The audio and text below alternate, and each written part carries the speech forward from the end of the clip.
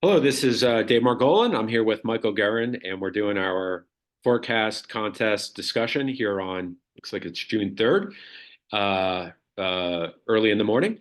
And what we're going to do here is just talk about various sort of real-time topics in weather and climate that we think might be of interest to folks.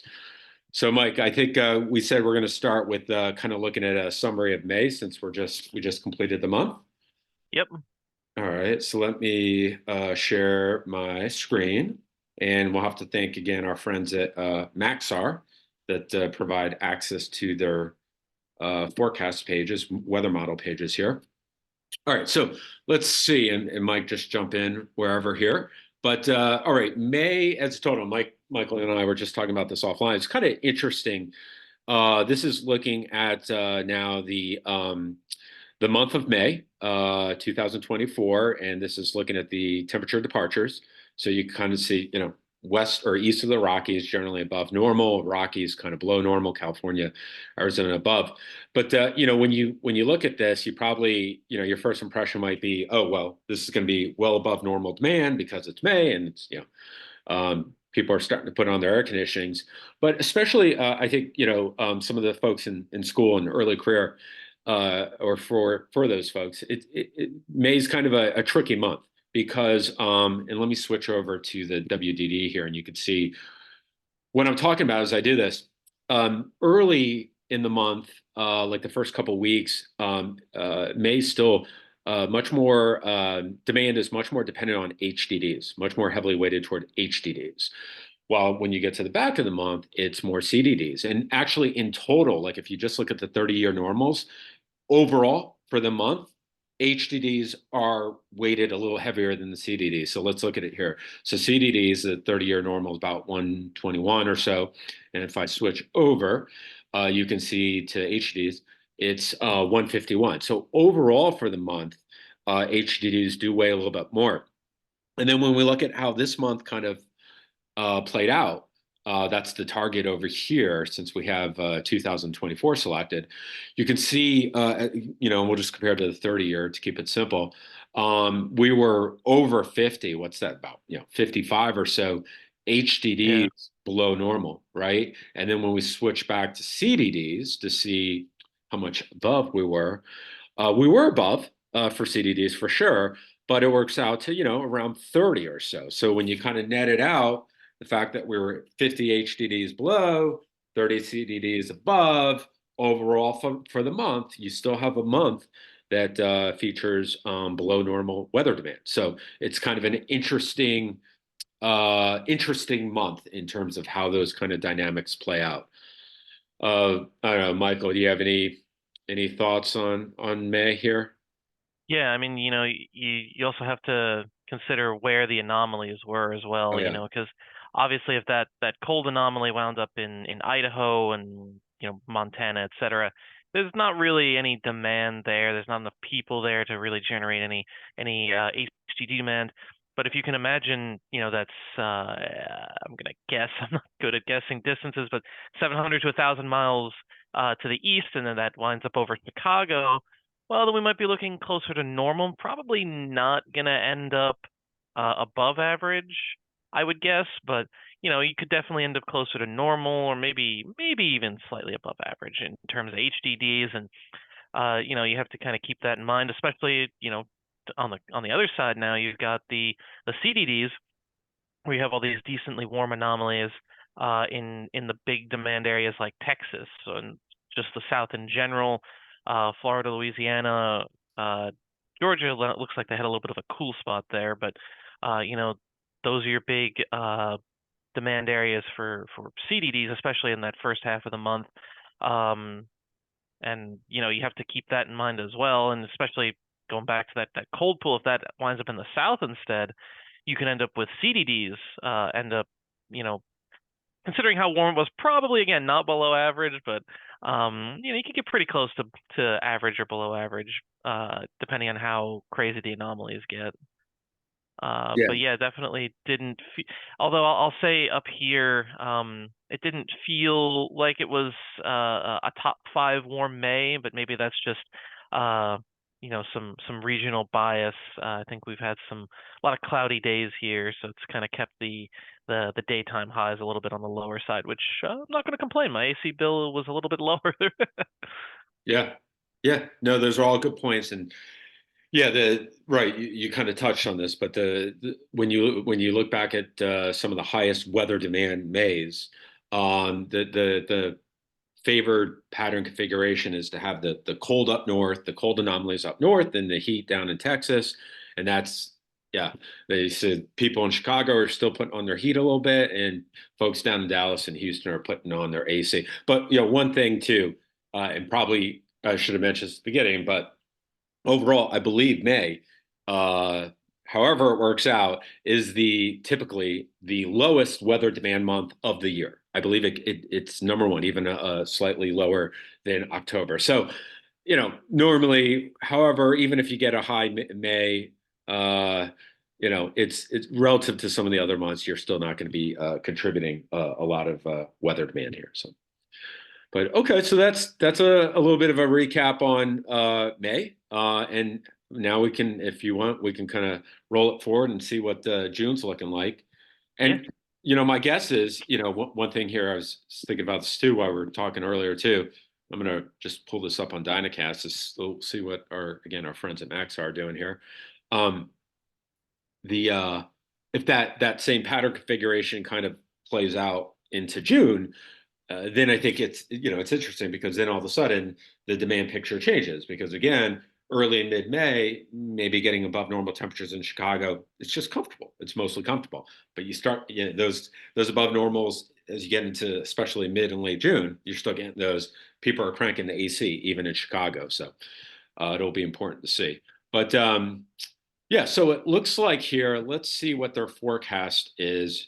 And again, we're not even going to focus much on HDDs here because you can see by the time you get Yeah. into June, HDDs are negligible. It's really CDDs that are driving nearly 100% of everything. So put on my glasses and you can see here that Maxar is going with a forecast that's certainly above the 30-year and slightly above the 10-year. So projecting, anomalous warmth. But one thing interesting about this is when you look at the next 15 days. Let me pull up the strip.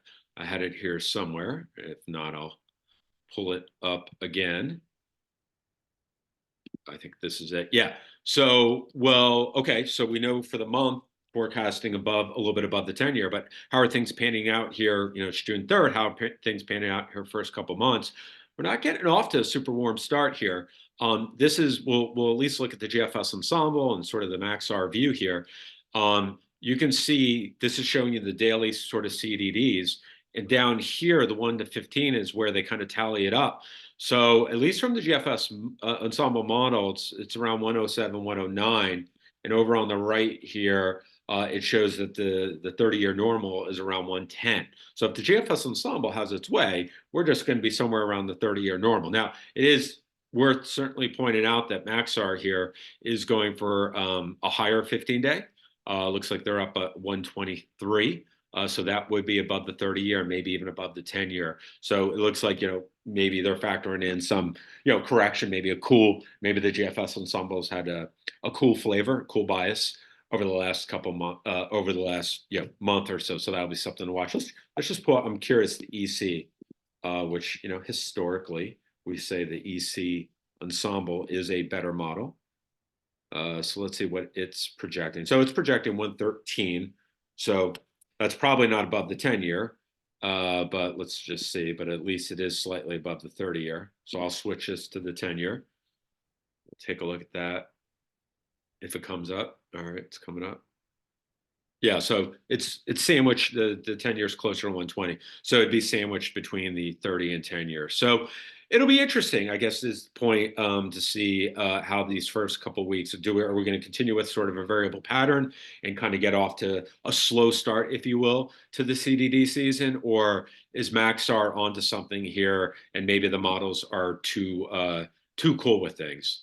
Michael, any thoughts on this? Yeah, just one thing before I give my thoughts on this is something interesting we talked about before is that, We use the 10 year as kind of like a baseline. But it's funny because the 10 year is actually, I think, the 14th warmest on record if it were to be exactly the 10 year. So almost top 10 warmest just to hit the 10 year. It's something kind of to give you an idea of how warm summers have been in the last 10 years. But yeah, as far as Mhm. June looks, at least the first half of it anyway, certainly, at least from the modeling perspective, looks on the cooler side. I know I think later this week we're supposed to have, at least when I looked the other day, cutoff low, kind of spinning around here for a few days, keeping Right. things kind of cloudy and overall cooler. So I wouldn't be too surprised to see that there's definitely some cooler anomalies. And yeah, there you go, the big trough in the east. And that's where you're going to get a lot of your not all of your demand because especially like I said before, you have the South, especially Texas, Florida, um, pretty much perennially warm these days if you ask anybody from those states. um, but yeah, got that'll definitely help keep things a little bit cooler for June, especially the first half. But that being said, I don't think that'll last. I think summers in general are just have been getting warmer. It seems they're getting warmer every year. I don't have any actual scientific data to back that up, at least not on me, but it definitely feels like they're getting warmer every year. And I don't think we're about to start bucking that trend here. I haven't seen anything that would indicate that we're going to start bucking that trend. So I figure the second half of June, just looking at this map, I'm guessing that ridge will probably move its way over to at least the middle part of the country and start really cranking the heat for the second part of June into July. Yeah, and it's interesting bringing that out. I'll throw one potential wrench that could happen. Uh, we were looking at our friend the MJO, right? Right. So and we were talking about this a little bit offline too, and I was just thinking about what you said. Certainly, I think the money would be that we're going to have a warm summer. It's usually Right. seems to work out that way, but it is interesting. The MGO certainly right now is you can see it. It's kind of in phases near 4 or 5, and the colors here is kind of where it's projected to go over the next couple of weeks. This is the ECMWF. So kind of a weak to moderate signal, I call it, kind of meandering through or progressing through 5, 6 into 7 over the next couple of weeks. And when you kind of look at, this is an analog tool that we have here that we developed in conjunction with Rutgers and Dr. Decker. Certainly, it's not favoring the warm phases in the next couple weeks. 5, 6 tend to be the cooler phases here. Now, granted, it is more on the weaker side, so we're not in the core of that cold. Um, but I guess the thing to watch here, I think, yeah, if it does, I'll just pan back real quick. So, this is only goes out 15 days. So, 3, 4 weeks out. If we do get into phases 8, 1, et cetera, that certainly would be at least a data point supporting definitely a transition to hotter. But one potential wrench, I think, something to watch is as it's moving through phases 5 and 6. Sometimes, if memory serves me correct, you can get tropical activity in the Southwest Pacific, and so and then sort of we can then sort of kind of enhance that signal and end up in a situation maybe where the MJO kind of gets stuck, if you will, in 5, 6, maybe 7, in a sort of a feedback cycle. It develops 1 or 2 tropical cyclones, and then you start getting maybe some impact on the wave train and such. So I haven't seen anything like that. I haven't looked in that kind of detail, but just the fact that the MJO is moving through those areas, of the do I have it up here in the OLR map? Yeah, just moving through some of those areas, that could be something to watch for. Yeah, and I'll add in even to throw another wrench into my prediction for a warmer second half to June.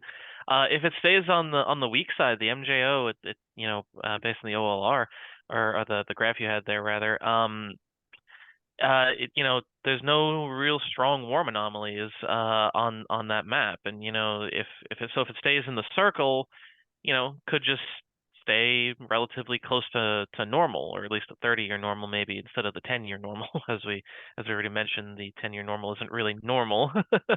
um, but so it could definitely, if the MJO is the main driver, and it kind of stays in that, regardless of phase, stays in that weakened state, could end up seeing normal temperatures, which would be kind of nice for June for once instead of it being, 95 every day. Yeah, yeah. Okay, so those are just some thoughts, our thoughts there on June, and some things that could happen here, and some things to watch. I know we were talking also a little bit about some of the reports we've seen about severe weather.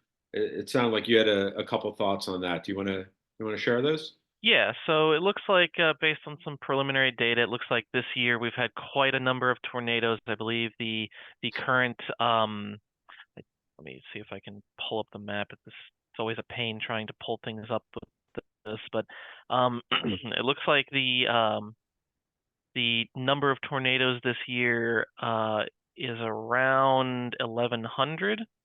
Uh, so as I try to pull this up, I have it on another monitor, but I can't pull that over, unfortunately. Is this it? Yes, I think this is it. Yeah, so let me just make this for tornadoes and then share my screen. I hate technology. Okay, there we go, share. Yeah, so this is the preliminary tornado summary from the SPC. As you can see, 1,109 tornadoes this year so far. Most of them occurring, looks like, last 10-ish days of April through around May 20th. Looks like 63 of them were possible EF2 pluses. Obviously, this is all preliminary, and probably by I'm guessing the end of the year they'll have an official report, or sometime early next year they'll have an official report. I'm not actually sure when they finalize all this, but that all being said, we wanted to take a minute to just kind of talk about general severe weather safety and tornado safety. Now, granted, neither of us are experts, so always defer back to your local, either your local meteorologist or NOAA or SPC, whatever you want to use, as long as it's a legitimate source. But basically, when it comes to severe weather, the best place you can be, to not get struck by lightning, which I feel like that lightning strikes a lot more people than you would think every year. Lightning, basically the best thing to do is to be in some type of shelter, indoors ideally, or in a car. If you are in a car, make sure you don't have your hand outside touching the car, because I've seen stories of people, they're in their car gets struck by lightning, they're fine until they touch the car, and then they get zapped. So not good.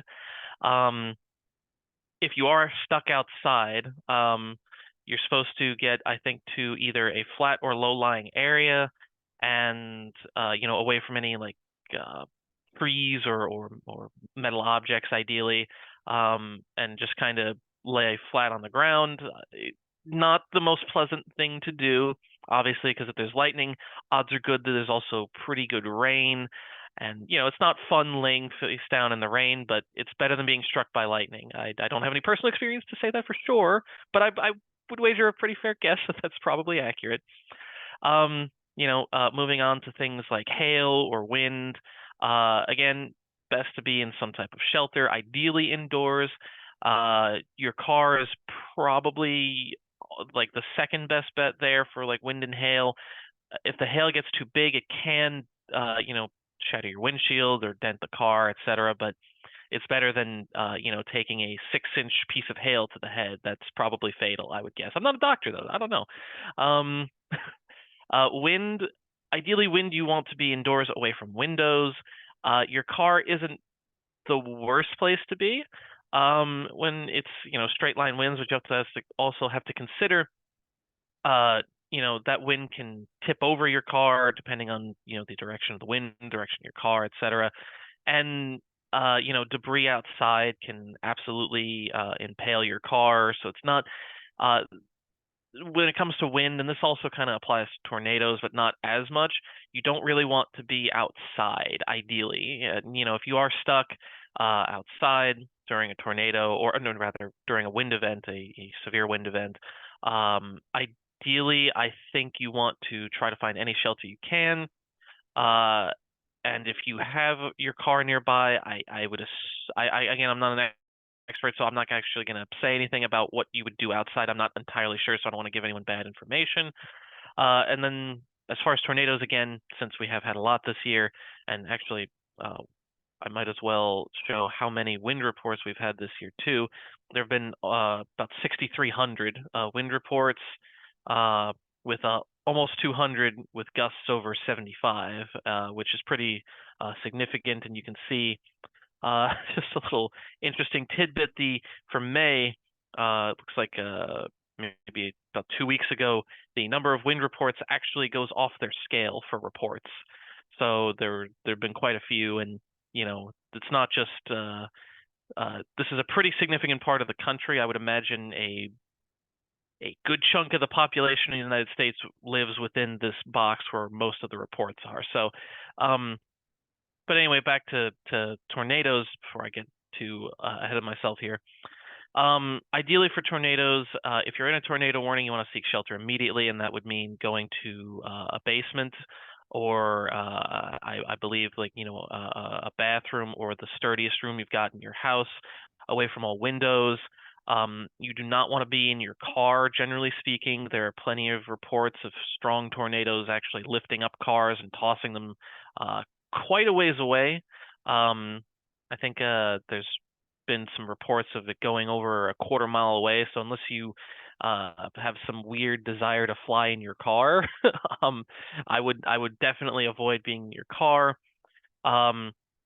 If you are stuck outside during a tornado, you're supposed to get to a low-lying area and just kind of I believe you're supposed to cover the back of your head and neck with your hands as best you can, and just kind of hope for the best at that point. You are outside during a tornado. You're not going to say you're going to guarantee to survive, because that would be incorrect. Another thing to just note, I've seen this a couple of times as well. Some people try to take shelter under bridges. That's a really, really bad idea. Bridges have a tunneling type effect or wind tunnel type effect, where it actually enhances the winds. So you're actually going to end up with even worse conditions under that bridge. So do not take shelter under a bridge. That is one of the worst things you can do during wind severe weather or tornado severe weather events. If it's just hail, granted, I say just hail, you can probably take shelter under a bridge if it is just the hail. If there's wind and hail, then you're kind of up the creek a little bit when it comes to that. So you would want to stay away from the bridge. Dave, do you have anything you want to add in there? I think that's pretty comprehensive in terms of security. Just slightly off topic, or a little bit off topic in terms of safety, but still related to severe weather. We get a lot of questions too. I hear about the relationship between severe weather and climate change, and just to mention there that a couple of thoughts. One is definitely I'd refer folks to the IPCC website, where they have a lot of great information in terms of how climate change is likely to influence different types of weather, such as temperature versus severe weather versus tropics. And with that, I'd also say that severe weather the relationship with climate change tends to be more complicated, especially if you take out flooding. Like if flooding is more closely tied to climate change, but when you're talking about at least the studies I've seen, tornadoes, hail, things like that, it's more complicated, and it's not as clear that there's a direct relationship and things like that versus just cyclical stuff. So again, though, what I definitely recommend for folks is to check out the IPCC page. They do cover things such as that. But yeah, no, that's great information. Just looking at the clock, we just have a couple more minutes here. We're going to try to keep things pithy for folks. And Okay, go ahead. two last quick things I want to add, because I did forget to mention flooding. Flooding is real simple. Turn around, don't drown. It's there. They say that for a reason. And once again, I want to reiterate that neither of us are severe weather experts. So always make sure to double check anything I said with the either the any NOAA website or your local severe weather expert, whoever that might be. Yeah, absolutely. And definitely, I think Michael was telling me a little story about some other employer before this. And, if you're getting advice, from an employer or just someone else, to someone who's not an expert and it seems sketchy or fishy, or you're just kind of, you're just concerned a little bit, definitely, like Michael said, search out NOAA, National Weather Service, your local offices. A lot of these groups will have some very helpful information on their pages. Definitely recommend that. Exactly. Let's see. So, we just have a couple more minutes. Tropics. I'm sure, Michael and I will be back here talking weather again in about a month from now, and I'm sure we can talk more about tropics. One thing that just comes to mind on my end, just tidbit that I found interesting in some of the research I've done over the last couple of months. Obviously, there's a lot of the forecasts are showing active, hyperactive, even seasons that could be near some of the highest on record in the Atlantic Ocean anyway. And one analysis that I looked at was to show that even in these really hyperactive seasons, you don't necessarily see those years distinguish themselves significantly from other years, more normal type years, through June and even into most of July. So point being there, if even if we get off to a slow or normal start, for the first month and a half of the hurricane season, I would say, don't be lulled into complacency that it's necessarily means that, hey, this is going to be correlated to a slow year. There's just historically not a good relationship on that. So it's just my 2 cents in terms of tropics. Michael, I'll hand it over to you to kind of close this out here. Yeah, and I'll add into that final point there. We just had a great webinar with Matt Lanza, hurricane expert, I'd say. He's always got some great insights, and he mentioned a lot of great points in the webinar. If you haven't checked it out, you definitely should. I'm not going to talk about it at length because we're running out of time. But basically, we talked about all the intricacies going into the current hurricane season and some stuff you can do to help get yourself prepared for the hurricane season. Because again, that was a big point Matt and I hit on, and I think it bears hitting again. Now is the time to prepare for the hurricane season. If you wait till, August 15th and there's a Category 5, barreling down on you in the next 3 days, it's a little too late to prepare. And by a little, I mean it's a lot too late. You basically, whatever you have to do at that point is you're kind of forced to do it. There's no real way to get around not being prepared at that point. So, last thing I'll say is to just make sure if you are in the path of hurricanes generally, so anyone in the south, ranging from Texas to Florida up to, I'd say this year, you could even count in North Carolina, possibly even Virginia. I would say anyone in that coastline should have an evacuation plan and preparedness plan ready to go so that when and if something like a Category 3 is barreling down on you, you don't need to panic. You've prepared for this. You're ready to go, and it's a lot less stress on you and anybody else you need to take with you. That's great advice, and that's, I think, a great place to close it. So thank you very much for folks who tuned in here. It's Michael. I'm David, and this has been our forecast discussion, and we'll probably see you again about a month from now. Thank you very much. Bye, everyone.